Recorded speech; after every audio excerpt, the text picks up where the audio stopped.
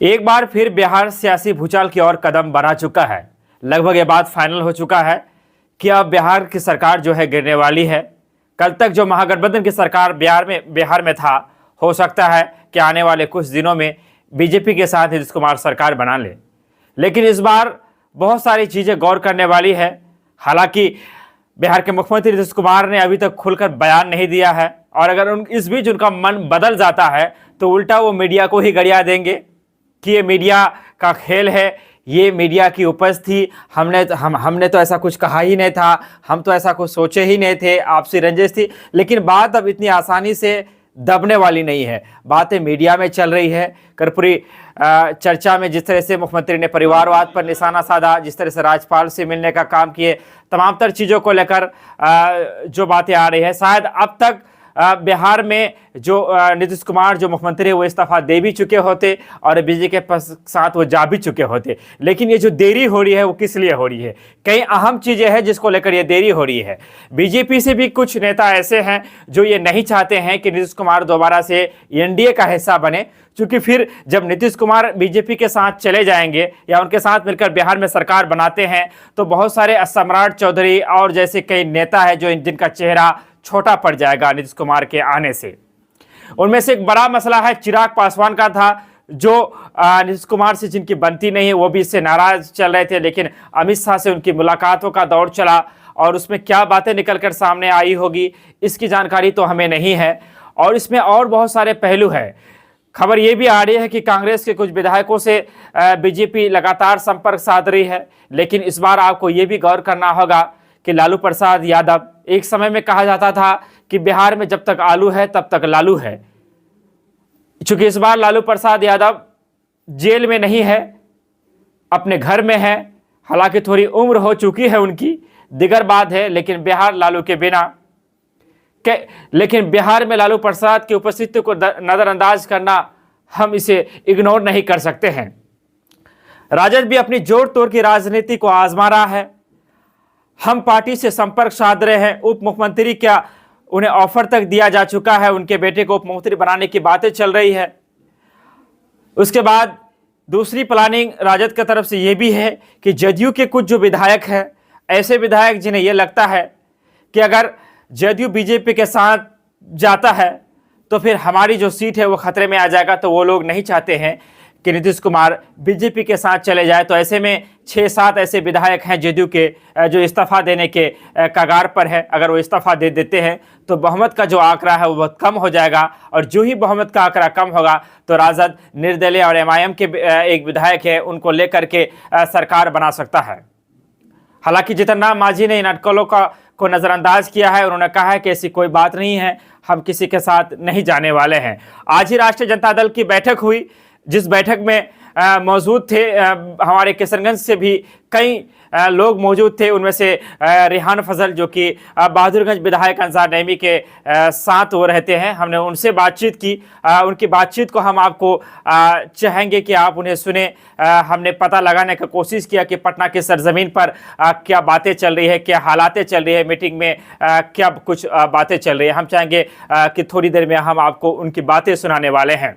क्या लगता है आपको, बिहार की सियासत क्या रंग लाएगा? ऊँट किस करवट बैठेगी? लालू प्रसाद यादव तेजस्वी प्रसाद यादव को मुख्यमंत्री बनाने में कामयाब होंगे, या फिर से एक बार नीतीश कुमार बिहार के मुख्यमंत्री बनेंगे? लेकिन जब वो बनेंगे तो किसके साथ बने रहेंगे?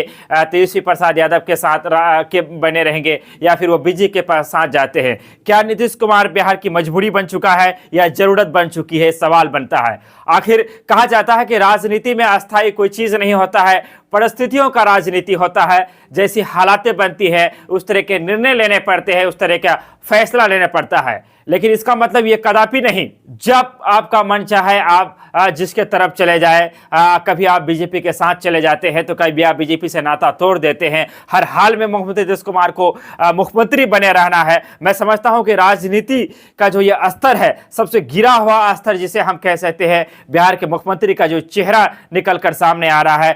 राष्ट्रीय अध्यक्ष भी पार्टी के वो खुद बन गए हैं और अब मुख्यमंत्री बने रहने के लिए तमाम तरह की चीज़ों को वो अपना रहे हैं। अब आने आने वाले 2024 और 25 में जनता तय करेगी कि क्या फैसला जो ये लेने वाले हैं, जो होने वाला है, इसको बिहार की जनता किस तरह से स्वीकार करती है। लेकिन इतना मान के चलिए कि नीतीश कुमार का महागठबंधन से मोह भंग हो चुका है और इसका असर इंडिया गठबंधन में भी खासा पड़ेगा। चलिए, हमने पटना में हुई बैठक से, राजद की बैठक से क्या कुछ बातें हुई, हम उस बात को आपको सुनाना चाहेंगे। आप वीडियो में अंत तक बने रहे, खबरों को शेयर करें। रेहान फजल साहब, पटना में आप लोग की मौजूदगी है और राष्ट्रीय जनता दल ने अपने विधायकों के साथ भी मीटिंग किया।